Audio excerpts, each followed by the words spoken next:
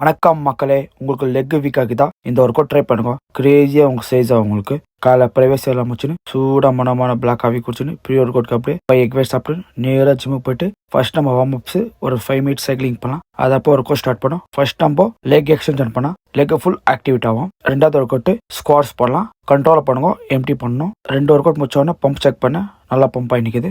3வது work out நம்ம Sumo squad பண்ணால் அது இன்னர் தேடிக்கு நல்லா வரும். அது ஆல்டர்னேட் நம்ம அப்படியே லெக் கல் பண்ணலாம். நல்லா ஹாம்ஸ்ட்ரிங் ஃபுல் நல்லா ஸ்ட்ரெச் ஆகும். லெக் ஒர்க் அவுட் முடிச்சோடனே கொஞ்சம் போசிங் பண்ணோம். நல்லா ஆச்சு. இந்த ஒர்க் நீங்கள் ட்ரை பண்ணுங்க.